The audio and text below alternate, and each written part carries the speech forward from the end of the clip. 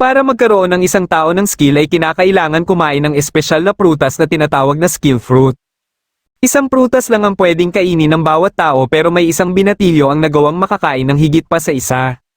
Nagsimula ang kwento ng mapagpasyahan ng magkaibigan na sila Light at Lena na magtungo sa Holy City dahil nasa wastong edad na sila para kumain ng skill fruit. Gusto ni Light ng skill na magagamit niya sana sa pangarap niyang maging isang adventurer. Para naman kay Lena ay gusto niya lang magkaroon ng skill na magagamit niya sa kaparehong trabaho na kukunin ni Light. Dahil dito ay napagpasyahan nilang dalawa na maging adventurer. Pagkadating nila sa simbahan ay inasikaso sila ni Holy Sister na siyang nagbibigay ng mga skill fruit. Bago sila pakainin ng skill fruit ay ipinaliwanag muna nito ang tungkol sa skill fruit at bakit isa lang dapat ang pwede nilang kainin. Alam ito ni Light kaya kailangan ay combat type skill ang skill na makuha niya. Naunang kumain si Lena at laking gulat ni Holy Sister na nakuha niya ang Sword Saint skill. Isa umano siya sa napili at matagal nang hinihintay nito na adventurer. Sunod na kumain si Light ngunit isa lang umanong Fruit Master skill ang nakuha niya. Matapos niyang marinig ang sinabi ni Holy Sister ay nanlumo siya na hindi niya na matutupad pa ang kanyang pangarap na maging adventurer. Balak sana ni Lena na samahan na lang din si Light na magtanim ng mga prutas ngunit pinagalitan siya ni Holy Sister dahil kailangan niya umanong maging adventurer para sa kapakanan ng bansa. Kaya ngayon mismo ay kailangan na siyang magsimulang magsanay sa Holy City. Wala nang nagawa si Light kundi ang gamitin na lang sa kanyang mga tanim ang kanyang skill. Sa loob ng 3 buwan ay naging maganda naman ang takbo ng kanyang buhay dahil ang kanyang mga pananim ang pinagkukunan niya ng pera. Habang si Lena naman ay mabilis na na-promote sa pagiging rank S adventurer. Hindi pa din niya tuluyang tinatalikuran ang kanyang pangarap na maging adventurer kaya nagsasanay siya palagi. Kasama niyang naninirahan sa kanyang bahay si Ayla simula nung ipinaubaya ito sa kanya ng kanilang village chief. Habang naghahapunan sila ay napag-usapan nila ang ginagawa niyang pagpapatubo sa skill fruit. Sinabihan niya si Ayla na kahit anong mangyari ay huwag kakainin ng mga kinuha niyang mga skill fruit nang hindi nagpapaalam sa kanya. Ngunit kumuha na pala dito si Ayla at inihalo niya ito sa stew na kinakain nila. Dahil dito ay muli niyang naalala ang sinabi ni Holy Sister na malalaso na ang isang tao kapag 2 skill fruit na ang kainin nito. Muling nag-init ang kanyang katawan at sa isip-isip niya ay ito na ang kanyang katapusan. Pero imbis na mamatay ay nagkaroon patuloy siya ng panibagong skill at ito ay tinatawag na Sword God. Kagad naman itong naramdaman ni Holy Sister na hindi din makapaniwala. Habang si Ayla naman ay nagkaroon ng appraisal skill kaya nalaman nila na ang isa pala sa kakayahan ng Fruit Master ni Light ay ma-immune na siya sa laso ng skill fruit. Gusto niyang makumpirma kung totoo nga na may bago na siyang skill kaya lumabas sila para subukan ito. Nang makumpirma niya na ito ay kaagad siyang nagdesisyon na magtungo sa Adventurers Guild para magparehistro at kumuha kaagad ng job request. Ilang sandali lang ay nabangga siya ng adventurer na si Jin at gusto nito na humingi siya ng tawad. Dahil hindi niya ito masyadong pinansin ay nagalit ito at inatake siya na madali lang niyang sinangga. Hindi na ito nakipagtalo pa dahil kailangan na nilang umalis. Umalis din kaagad sila Light para trabahuin ang una nilang quest. Ito ay manligpit sila ng slime na madali lang niyang natapos. Ilang sandali lang ay bigla silang nakarinig ng sigaw at ito pala ay sila Jin. Hindi nila inaasahan na may makakaengkwentro silang ogre. Tinawag sila ni Light kaya naisip ni Jin na tumakbo na lang sila papunta kay Light. Dahil dito ay napunta na kay Light ang atensyon ng ogre. Hindi naman ito inatrasa ni Light na mas lalo lang nasabik na labanan ito. Buti na lang ay malaki ang naitutulong sa kanya ng appraisal skill ni Ayla at gamit ang Demon Slash ay matagumpay niya itong nailigpit. Hindi makapaniwala sila Jin sa kanyang nagawa at kahit ang receptionist sa guild ay nagulat din. Habang hinihintay nila ang pabuya ay biglang dumating ang S-rank party na sacred na pinamumunuan ni Grouse kung saan nabibilang si Lena. Kagad niyang nilapitan si Lena ngunit sinabihan lang siya nito na nagkakamali lang umano siya.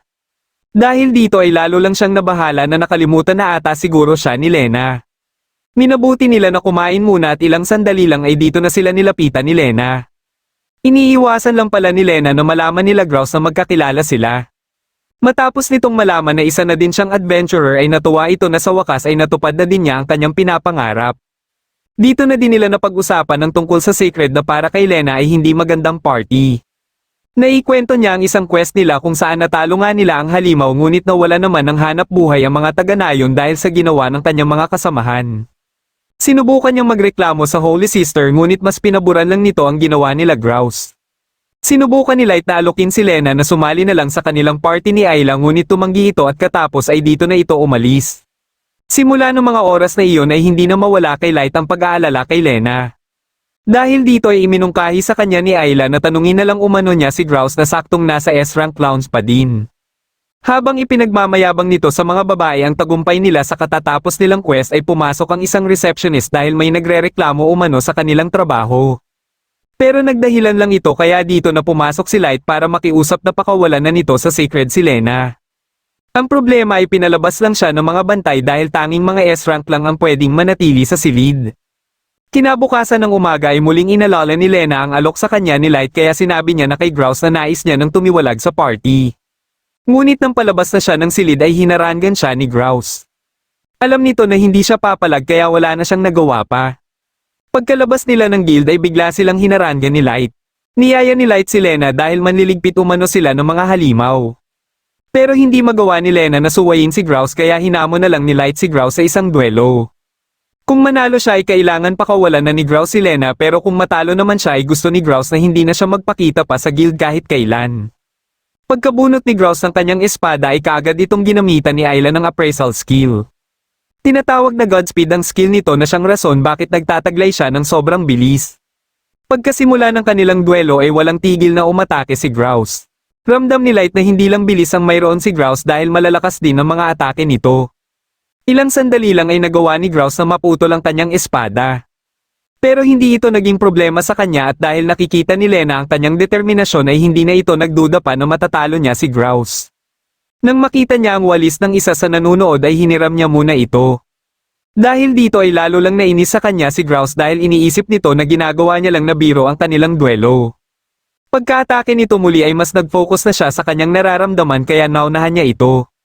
Hindi makapaniwala ang lahat na nagawa niyang mapuruhan si Grouse at dahil dito ay siya ang nanalo sa duelo. Binalaan niya na din ang mga natitirang miyembro ng Sacred kaya malaya na si Lena na sumali sa kanilang party. Nagsilbing base muna nila ang bahay ni Lena at dahil na din sa pag-alis ni Lena sa Sacred ay kinukulit siya ni Holy Sister na makipagkita dito. Paulit-ulit na tumanggi si Lena dahilan para pag-initan siya kaya mga low-income job requests lang ang mga pwede nilang makuha.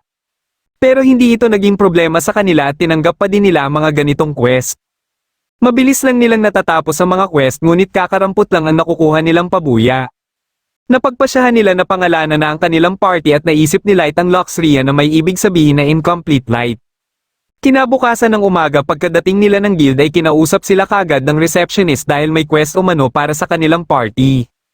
Tungkol ito sa mga nawawalang mga adventurer na nagtungo sa North Montes Valley region. Nang ipakita sa kanila ang listahan ng mga adventurer ay nagulat si Lena na kasama din pala dito sila Bork at Shera. Ang mga ito ang gumabay sa kanya nung baguhang adventurer pa lang siya. Alam niya na mapanganib ang quest na ito para sa kanilang party ngunit sabik na pala si Light na umpisahan na nila ito kaagad. Hindi na sila nag-aksaya pa ng oras at kaagad silang umalis. Pagkadating nila sa sinasabing lugar ay pinalibutan sila kaagad ng mga kalaban. Ito pala ay ang mga adventurer na hinahanap nila ngunit mga undead na sila. Minabuti nila na pumasok na sa mansyon at baka may makita pa silang survivor. Hinarap nila dito ang mga undead kaya dito na nakita ni Light kung gaano nakagaling sa pakikipaglaban si Lena. Madali lang nilang inubos ang mga kalaban kaya dali-dali silang umakyat sa ikalawang palapag ng mansyon kung saan may babae dito na naghihintay kay Light. Hinarap din sila dito ng maraming undead pero napansin nila na parang naiiba ang mga ito sa mga nakalaban nila sa baba. Ginamitan sila ng appraisal skill ni Ayla kaya nalaman nila na may kumokontrol pala sa mga ito. Dito na napansin ni Light ang mga sinulid na siyang ginagamit sa pagkontrol sa mga undead. Sinundan nila ito hanggang sa makarating sila sa isang ballroom. Kagad na nagpakita sa kanila ang kanina pa naghihintay kay Light na si Dratina. Nagtataglay ito ng necromancy skill at ito ang rason bakit nagagawa niyang kontrolin ang mga undead. Misyon nito na iligpit si Light kaya nalaman nila Light na alam ni Dratina na pupunta sila dito. Para hindi maging sagabal si Lena sa pinaplano ni Dratina ay pinaharap nito kay Lena sila Bork at Shera. Kahit si Ayla ay gusto ding iligpit na ni Dratina dahil sa appraisal skill nito. Pero hindi ito magawa ng mga undead dahil nakabantay lang si Light. Dahil naman sa pinagsamahan nila Lena, Bork at Shera ay nag-aalinlangan si Lena na atakihin ang mga ito. Pero dahil nag-aalala siya kina Light at Ayla ay nagsimula na siyang kumilos. Alam niya na gusto na ding magpahinga nila Bork at Shera kaya kahit masakit sa kanyang kalooban ay tinapos niya na ang mga ito. Para makalaban ng maayos si Light ay minabuti niya na pasakayin si Ayla sa kanya. Gusto niya na malaman ni Ayla kung bakit patuloy lang sa pagdami ang mga undead gayong hindi naman ito kagagawa ni Dratina. Umakyat pa sila para makita ng maayos ni Ayla ang mga undead at dito niya na napansin ang may-ari mismo ng mansyon na si Count Montes dahil gumagamit ito ng summoning skill. Dito na din nila nakita ang Soul Reaper na siyang rason sa pagdami ng mga undead. Bigla itong umatake sa kanila kaya napilitan sila na bumaba. Si Count Montes pala ang nag-summon dito at simula nun ay isa-isa nang nawala ang mga tao na pumupunta dito. Kinikilalang hero si Count Montes nung una pero unti-unting natakot sa kanya ang mga tao dahil sa kanyang summoning skill. Napagbintangan pa siyang nagtataksil sa bansa at ito ang dahilan bakit lumayo siya. Dito na nalaman nila Light na mga assassins pala ang ipinapadala ng guild at misyon nila ay iligpit si Count Montes. Biglang naisip ni Light ang posibilidad na baka matulad lang din siya kay Count Montes dahil alam niyang malaki ang posibilidad na lalo pa siyang lalakas gamit ang Fruit Master skill niya. Nang pinaatake muli ni Dratina ang mga undead ay nagkunwari si Light na aatake din ngunit hindi alam ni Dratina na si Lena pala ang aatake. Pinunterya ni Lena ang Soul Reaper at pinunterya naman ni Light si Count Montes. Bago pa tuluyang maglaho si Count Montes ay pinasummon muna ito ni Dratina ng isa sa pinakamakapangyarihang alaga nito.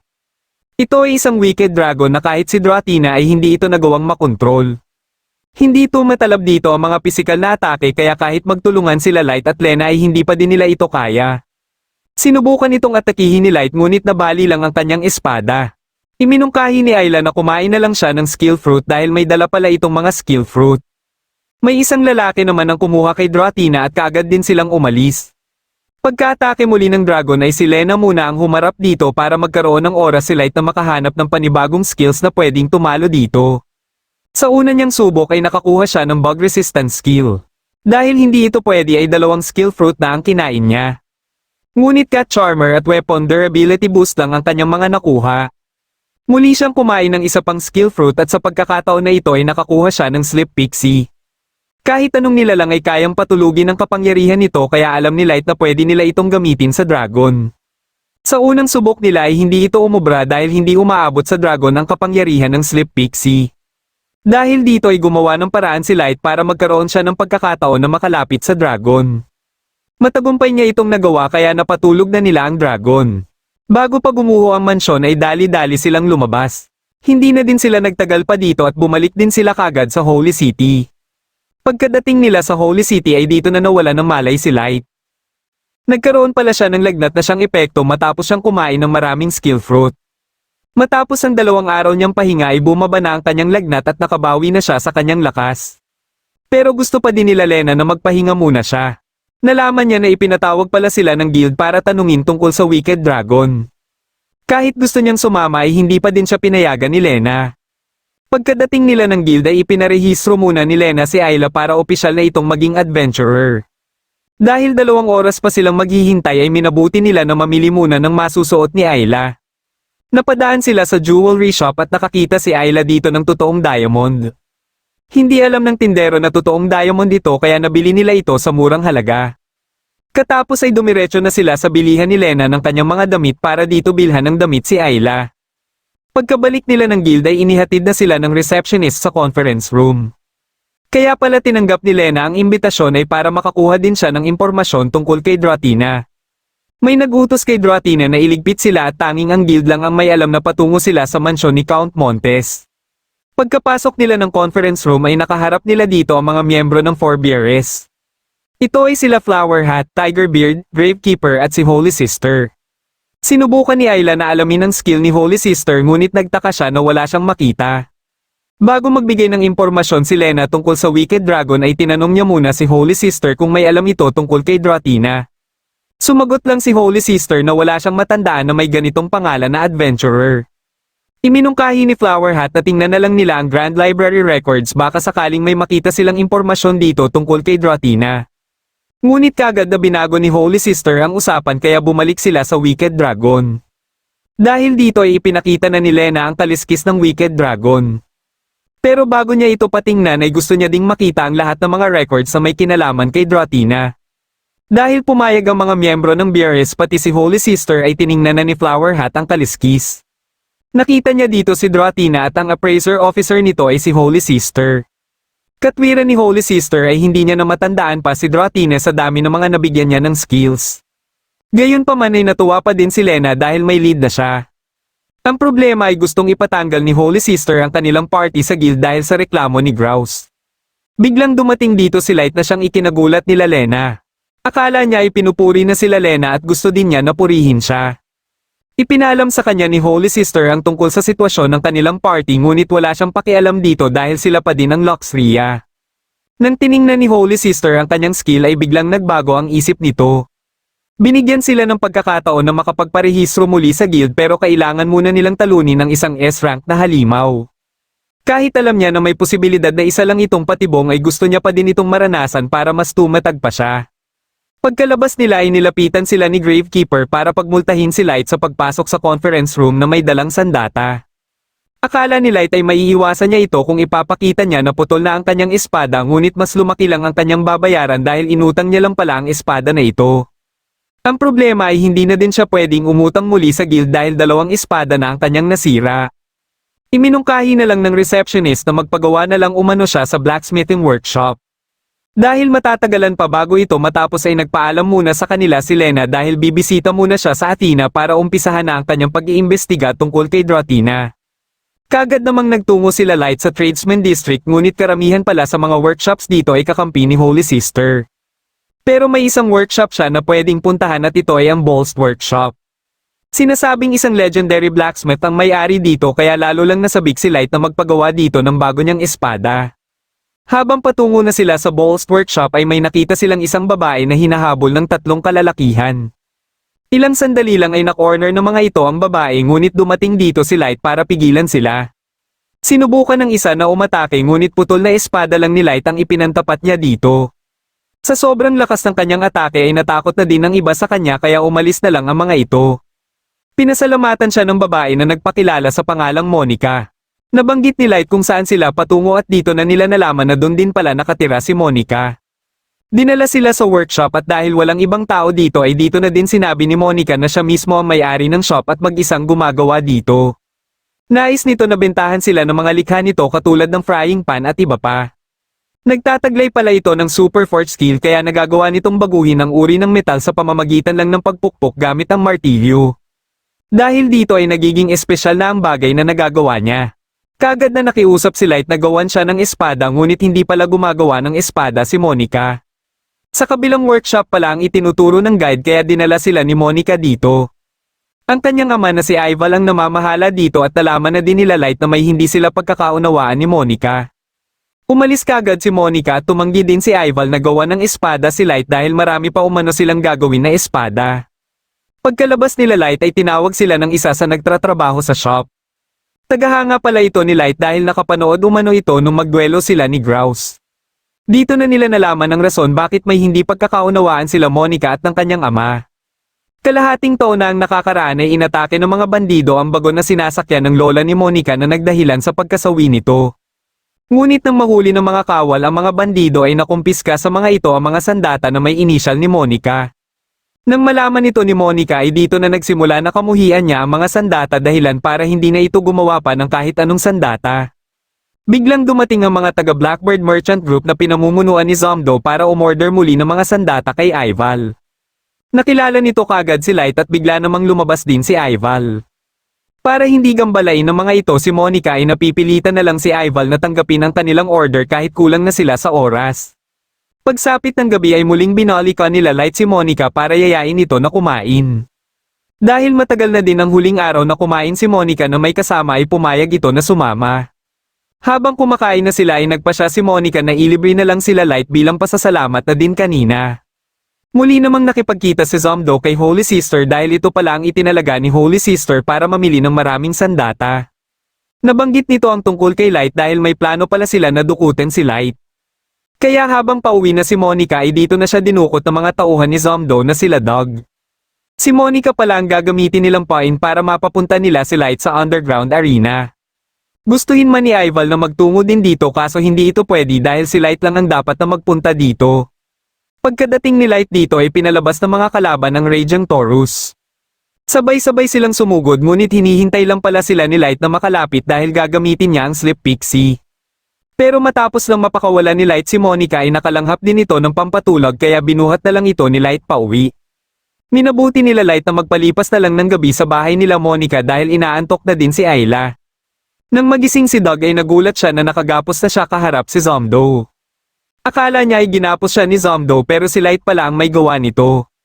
Nagpa siya si Zomdo na susugurin nila ang workshop pagsikat ng araw para maghiganti kay Light. Katapos mag-almusal nila Light ay nakiusap sa kanya ang ina ni Monica na ihatid kay Monica ang pagkain nito. Nakita ito nila Light sa Harden na abala sa mga pananim nito. Nababahala ito na baka hindi maging maganda ang bunga ng mga pananim kaya ginamit ni Light dito ang kanyang Fruit Master skill. Dito na nalaman ni Monica na hindi lang pala isa ang skill ni Light. Bigla silang may narinig na ingay sa baba at ito pala ay kagagawa nila Zomdo. Hinamon nito si Light na maglaban umano sila sa labas. Pagkasimula ng kanilang laban ay sinubukan ni Light na gamitin si Sleep Pixie ngunit hindi ito umubra dahil lumikha ng panangga si Zomdo gamit ang kanyang lightning skill. Katapos ay inumpisahan na nito na atakihin ang workshop dahil mahal umano ang sinirang gate ni Light sa underground arena. Gusto din pala talaga nito na si Monica mismo ang gumawa ng kanilang mga order ng mga sandata dahil mas makakamura sila sa materyales at sigurado ang kalidad ng bawat sandata na hindi katulad ng mga likha nila Ival. Biglang inatake ni Light si Zomdo at kinuha niya ang espada na inapakan nito. Ito na ang ginamit niya sa pakikipaglaban ngunit napupuruhan pa din siya dahil naman sa mga metal balls ni Zomdo. Pinatingnan ni Monica kay Ayla ang materyales ng mga metal balls at katapos ay lumikha siya ng frying pan para ipagamit kay Light. Dahil sa materyales na inilagay ni Monica dito ay dumidikit lang dito ang mga metal balls. Pero hindi pa din ito sapat para tuluyan ng mapigilan ng mga metal balls. Nagpatuloy lang sa pagsangga si Light sa mga metal balls hanggang sa unti-unti nang nasisira ang kanyang espada. Dahil dito ay napapaisip na si Monica kung hahayaan na lang ba niya si Light o gagawa na siya ng espada para dito. Habang pinapanood niya ang paghihirap ni Light ay nagpasya na siya na kumilos. Kasalukuyan naman ang nasa malapit na si Lena sa kanyang destinasyon. Nagtataka siya na maraming tao kahit nasa bundok sila at ito pala ay dahil umano sa Athena Fairy Festival. Ilang sandali lang ay pinalabas na ni Zomdo ang kanyang lamena. Dahil gawa ito sa kidlat ay nagagawa ni Zomdo na mapatigas at mapalambot ito dahilan para maisahan si Light. Ngunit sa sobrang pagkakampanti ni Zomdo ay hindi niya inaasahan ang Gale Flash ni Light. Gayunpaman ay hindi pa din ito naging sapat para talunin si Zomdo. Sa halip ay nagpalabas lang ito ng panibagong sandata at ito naman ay ang kanyang Jubatus. Dahil sa atake nito at sa mismong atake ni Zomdo gamit ang kanyang lamena ay lalo lang nahirapan si Light na makipagsabayan. Balak sana ni Monica na gumawa ng espada para kay Light sa loob ng workshop ngunit nakabantay dito sila Doug. Kailangan muna nilang pakawalan sila Ival at kaagad namang nakaisip ng paraan si Monica. Nagpahabol siya sa mga bantay na nasa labas kaya nagawa ni Ayla na makapasok sa loob. Ngunit nasa likuran lang pala niya si Doug dahilan para mabigo siya na pakawalan sila Ival. Nagawa ni Monica na maisahan ang dalawang bantay ngunit pagkapasok niya sa loob ay hawak-hawak na ni Doug si Ayla. Nang mapansin niya ang flashstone ay inihagis niya ito sa sahig dahilan para mas ilawan si Doug at kaagad na pinagtulungan nila Ival. Hindi na sila nag-aksaya pa ng oras at kaagad na nilang inumpisahan ang paggawa ng espada. Dahil sa pagtutulungan nila ay mabilis nilang natapos ang espada. Ngunit pagkalabas nila ay naabutan nila si Light na nakahandusay na. Ibinigay ni Monica ang espada at kaagad naman itong hinawakan ni Light. Dahil may bago ng espada si Light ay kailangan niya na lang ngayon ng bagong skill. Humingi siya ng skill fruit kay Ayla ngunit napasobra naman ang paghagis nito. Pinulot ito ni Zomdo at para matalo niya na si Light ay sumugod siya para ipakain ito kay Light. Kaagad naman itong kinain ni Light kaya nagkaroon na naman siya ng bagong skill. Tinatawag itong Torch Flame kaya dito na naniwala si Zomdo na kaya nga ni Light na kumain pa ng panibagong skill fruit kahit may tinataglay na itong skill. At dahil din dito ay napagtanto niya na din kung bakit interesado si Holy Sister kay Light. Muli siyang umatake gamit ang Jubatos pero nagagawa na itong matalo ni Light. Kaya dito na sila nagpasya na ibuhos na ang buo nilang lakas sa susunod nilang atake. Gusto sana ni Doug na tulungan si Zomdo ngunit hindi pumayag si Zomdo dahil nais niya na matalo si Light nang siya lang mag-isa. Inilabas niya ang kanyang Lightning Devil at tinapatan naman ito ni Light ng Fire Beast. Umatake sila ng sabay at hindi nila banigo ang isa't isa dahil halos magkasing lakas lang ang kanilang kapangyarihan. Katapos ng atake nila ay bigla na lang bumagsak si Zomdo at nawalan ng malay. Bagamat nanalo si Light sa laban ay nabali na naman niya ulit ang kanyang espada. Susubukan sana ni Doug na labanan sila Light ngunit biglang dumating dito sila Tigerbeard para hulihin sila. Gamit ang kapangyarihan ni Tiger Beard ay hindi na sila nagkaroon pa ng pagkakataon na makatakas.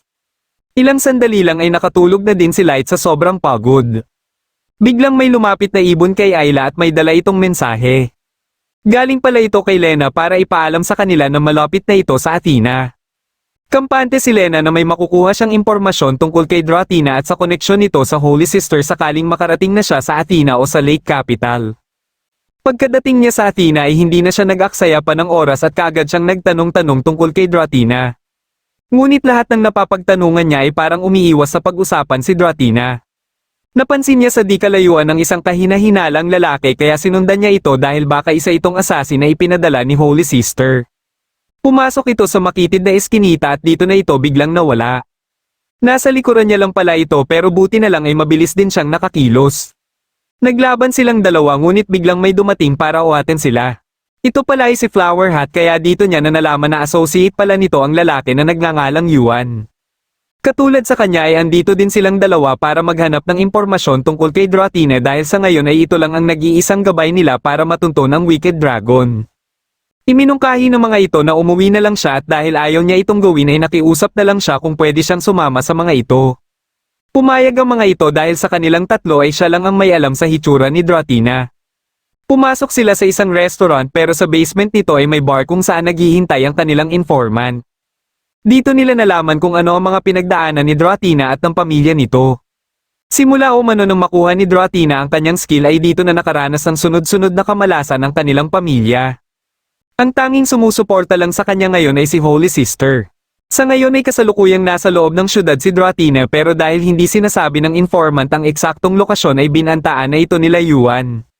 Dahil dito ay napilitan ito na magsalita kaya nalaman nila na nasa theater district si Dratina. Isa pala si Dratina na napili ni Holy Sister na maging dancer sa nalalapit na Dance of the Fairies. Kagad na nagtungo sila Lena sa gusali kung saan nag-e-ensayo ang mga performer dahil siguradong andito din si Dratina. Para makapasok sila ay nagkunwari sila ng mga performer din. Pagkapasok nila ay narinig nila mula sa dalawang dancer ang mga salita na hindi magaganda tungkol kay Dratina na siyang ikinalungkot ni Lena. Nakita nila si Dratina na nag-e-ensayo kaya kagad nila itong nilapitan. Hindi naman na pinalampas pa nila Yuan ang pagkakataon na ito na dakpin ito para dalhin sa Holy City. Nakiusap pa ito na hintayin na lang na matapos ang festival dahil pangarap pala nito na makasayaw. Dito na naawa si Lena kaya napilitan siya na pakawalan ito at dali-dali silang tumakas. Hindi na sila nagawang mahabol ni Yuan pero hindi nababahala si Flower Hat dahil alam niyang hindi lalabas ng syudad si Dratina hanggat hindi natatapos ang festival. Nagtataka si Dratina kung bakit siya tinulungan ni Lena na kahit si Lena ay hindi din alam kung bakit. Habang hinihintay naman nila Light ang kanyang espada ay kinukondisyon niya muna ang kanyang katawan. Kailangan ay magawa na nila ang S-rank quest sa lalong madaling panahon at alam niya na ginagawa din ni Lena ang lahat para sa kanilang party. Sinubukan ni Flower Hat na hanapin sila Dratina gamit ang kanyang mga alagang ibon ngunit kaagad na bumalik ang mga ito na parang takot na takot. Nang malanta ang isa niyang bulaklak ay dito na siya nabahala kaya kaagad niyang ginamit ang kanyang skill. Nagpasya naman sila Dratina na manatili muna sa isa sa kanilang bahay na matatagpuan sa gilid ng syudad hanggang sumapit ang Dance of the Fairies. Dito na sinamantala ni Lena ang pagkakataon na tanungin si Dratina kung ano ang koneksyon nito sa Holy Sister. Akala ni Dratina ay ito ang rason bakit tinulungan siya kanina ni Lena na kaagad namang itinanggi ni Lena. Nang mapadaan sila sa plaza ay nilapitan sila ng dalawang bata dahil alam ng mga ito na mga dancer sila. Ngunit kaagad na kinuha ang mga ito ng kanilang mga magulang matapos makita ng mga ito si Dratina. Nang papalis na sana sila ay bigla silang nakarinig ng sigaw at ito pala ay dahil hinahabol ito ng halimaw. Mabilis na kumilos si Lena para iligpit ang halimaw bago pa nito atakihin ng mga tao. Hindi makapaniwala si Dratina sa dami ng mga halimaw dahil mayroon naman silang fairy stone na magtataboy sana sa mga ito. Gamit ang halimaw na iniligpit ni Lena ay iniligtas niya ang bata. Nakita nila sa di kalayuan ng isang maliit na nilalang na may prinoprotektahan at hindi naman nagdalawang isip si Lena na tulungan ito. Ngunit may isa pa palang halimaw na papalapit kaya kumilos na din si Dratina para iligtas sila. Ilang sandali lang ay biglang nag-iingay ang nilalang na iniligtas ni Lena at dito na nila napansin ang Black Mist na isa palang portal na dinadaanan ng mga halimaw. Buti na lang ay andito na din sila Yuan para tumulong sa pagligpit sa mga halimaw. Lumapit sa kanila sila Lena at matapos sabihan ni Flower Hat ang mga residente na magtungo sa katedral ay pinasama naman ito sila Lena sa lawa. Dito na nalaman nila Lena na ang Fairy Stone pala ang humihigop sa Black Mist. Plano ni Flower Hat na magtungo sila dito para sirain ang Fairy Stone. Hindi sang-ayon si Dratine sa kanyang pinaplano dahil mawawala na ng saysay ang mga dancers. Naintindihan naman kaagad ni Lena si Dratine dahil pangarap talaga ni Dratine ang magsayaw para sa Fairy Stone. Biglang nagpakita sa kanila ang may kagagawan sa pagpapalabas sa mga halimaw. Balak nito na pigilan sila bago pa man sila makalapit sa Fairy Stone. Mabilis na kumilos si Lena para atakihin ang halimaw at sinunod niya kaagad ang kalaban. Dito na nito inilabas ang totoo niyang hitsura at nagpakilala sa pangalang Argos. May misyon umano ito na iligpit lahat ang mga walang kwentang nilalang at bawiin ang Athena. Muli itong nagpalabas ng maraming halimaw para iligpit na sila. Ang problema ay si Dratine lang ang may kakayahan na makalipad gamit ang kanyang necromancy. Para makalapit si Lena sa Fairy Stone ay lumikha ng crystal platform ang daladala niyang nilalang. Dito niya na naalala ang unicorn na natutulog sa loob ng Fairy Stone. Pipigilan na sana siya ni Argos pero hindi ito hinayaan lang ni Flower Hat. Akala nito ay walang kakayahan si Flower Hat na labanan siya ngunit dito pala siya nagkakamali. Gamit ang mga grimoire ay nilabanan ni Flower Hat ang mga halimaw na pinapalabas ni Argos. Nagkaharap sila Lena at Dratine dahil hindi pa din gusto ni Dratine na sirain ang Fairy Stone. Kaya ipinangako na lang sa kanya ni Lena na aakuin nito ang kasalanan kung ito lang ang paraan para mailigtas ang mga mamamayan ng Athena. Hindi na siya nag-aksaya pa ng oras at kaagad niyang sinira ang Fairy Stone. Sa galit ni Argos ay dito niya na pinalabas ang dragon na katulad ng Wicked Dragon na nakalaban nila Lena. Inatake nito ang syudad kaya nabahala si Dratine kung paano nila ito tatalunin. Muling naalala ni Lena si Light kaya nagkaroon siya ng lakas ng loob na harapin ito at alam niyang matatalo nila ito kung magtutulungan sila. Napansin ni Dratine na nanginginig ang kanyang kamay dahilan para magtiwala na din ito sa kanya. Matapos maubos nila Yuan ang mga natitirang mga halimaw ay dito na nakaramdam ng pagod si Flower Hat. Nakiusap si Lena kay Dratine kung pwede nitong mapigilan muna ang dragon ng kahit na 5 segundo lang. Dahil dito ay ginamit ni Dratine ang kanyang necromancy para pagsamasamahin ng mga halimaw na iniligpit nila at lumikha siya ng kraken. Kagad nilang hinawakan ng dragon at dito na ito inatake ni Lena. Bagamat matagumpay itong napuruhan ni Lena ay hindi pa din ito umubra at nabulok lang ang galamin ng kraken. Matapos atakihin ng kraken ay sumanib na si Argos sa dragon. Alam ni Flower Hat na isa na itong possession type skill kaya kailangan munang mailigpit si Argos para mapigilan ang dragon. Nais ni Argos na unahin munang iligpit si Flower Hat dahil sa mga impormasyon na nalalaman nito. Sinubukan ni Flower Hat na tapatan ng atake nito ngunit hindi niya ito kinaya at buti na lang ay nailigtas siya ni Yuan. Sa pagkalayo nila ay tanging sila Lena at Dratine na lang ang nakipaglaban kay Argos. Kahit pinagtutulungan na nila ito ay sobrang lakas pa din ito para talunin nila. Pero napagtanto ni Lena na may magagawa na siya ngayon dahil nagawa niyang masugatan ang dragon na hindi katulad nung nilabanan nila ang isang wicked dragon. Muling umatake si Argos gamit ang calamity breath at ang haharapin na sana ito ni Lena ay bigla na lang siyang napalibutan ng puro puti. Dito na pumasok sa kanyang mga alaala ang pakikipaglaban ng mga fairies sa mga halimaw. Ilang sandali lang ay bigla na lang naputol ang isang kamay ng dragon. Biniyayaan pala si Lena ng kapangyarihan mula sa mga fairies kaya sa sobrang bilis ng atake niya ay hindi ito namalayan nila Argos. Gayunpaman ay hindi pa din nabahala si Argos kaya muli silang pinatikim ng bilis ni Lena. Hindi makapaniwala sila Yuan sa ipinapakitang bilis ni Lena kaya naisip ni Flower Hat na lumapit sa nangyayaring labanan.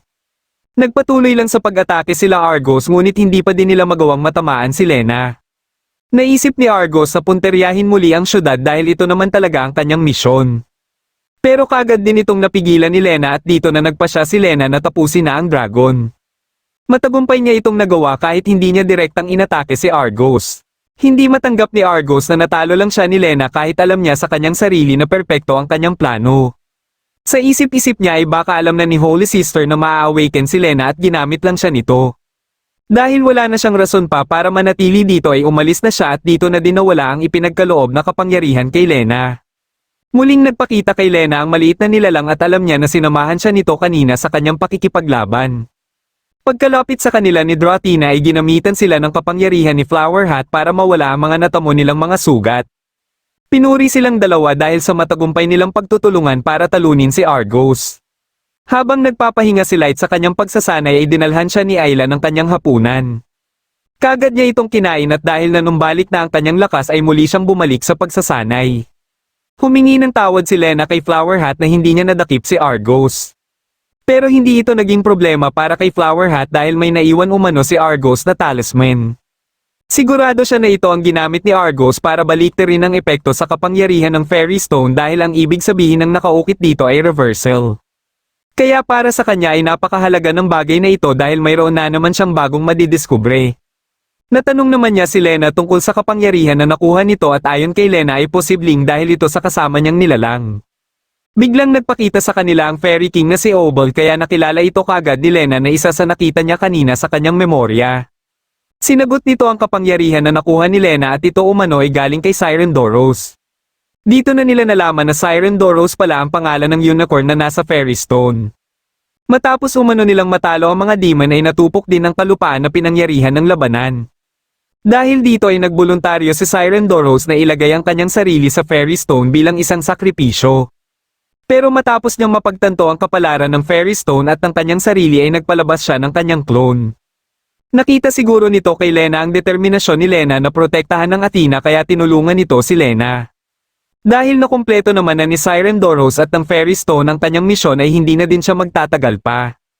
Bago sila umalis ay may hiningi muna silang pabor at ito ay maipakita kay Siren Doros sa huling pagkakataon ng Dance of the Fairies. Dahil dito ay nagboluntaryo si Athena na gawin ito at hindi naman nakalain ni Lena na pati pala siya ay sasayaw din.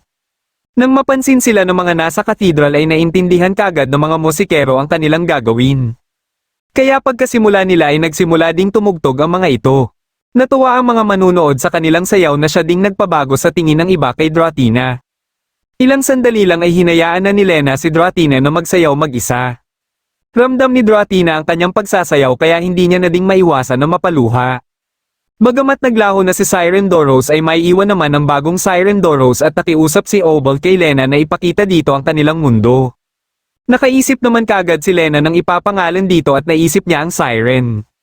Ilang sandali lang pagkaalis ng Fairy King ay bigla namang bumagsak si Lena. Nang magkamalay siya ay nasa hotel na siya at andito din sila Flower Hat. Matapos malaman ng hotel attendant na si Lena ang nakipaglaban sa dragon ay kaagad itong lumapit kay Lena. Nabanggit nito na nagpadala umano ng Nightwatch Squad si Holy Sister na may dalang mga sandata na siyang ikinagulat nila. Ito ay ang Blackbird Merchant Group na kararating lang din ng Athena. Nagtaka na si Flower Hat kung papanong napakabilis dumating ng mga sandata gayong kahapon lang nangyari ang insidente. Muli niyang naalala ang skill ni Holy Sister at hindi pala ito appraisal skill na inaakala ng lahat kundi precognition. Kaya niyang mahulaan ang mga mangyayari sa hinaharap at ito ang rason bakit nalalaman niya ang skill ng mga kumakain ng skill fruit. Kahit kinakampihan ni Athena si Holy Sister ay nararamdaman niya na di na ginagamit lang siya nito. Nagpasya si Flower Hat na isama sila Athena at Lena sa gagawin niyang investigasyon. Pumayag dito si Lena dahil ayaw niyang umikot lang sa kapalaran ni Holy Sister ang kanilang buhay. Dahil gusto din ni Athena na malaman kung ano ang iniisip ni Holy Sister ay pumayag na din siya. Habang abala sa pagsasanay si Light ay may lumapit sa kanya na nagliliwanag. Isa pala itong Firefly Crab na kayang magpadala ng boses sa kaparehan nito na ande naman kay Lena. Ipinalam sa kanila ni Lena na hindi muna ito makakabalik dahil may mga gagawin pa siya. Hindi naman ito naging problema kay Light basta mag-iingat lang ito palagi. Matapos makuha ni Light ang kanyang espada ay umalis din sila kagad at nagpasya naman si Monica na sumama sa kanila. Dito na nagtatapos ang huling episode ng Bogus Skill Fruit Master Season 1. Kung nagustuhan mo ang ating kwento ay huwag kakalimutang mag-like at mag-subscribe na din para malalaman mo kagad kung may bago akong video. Maraming salamat sa panonood at shoutout na din kina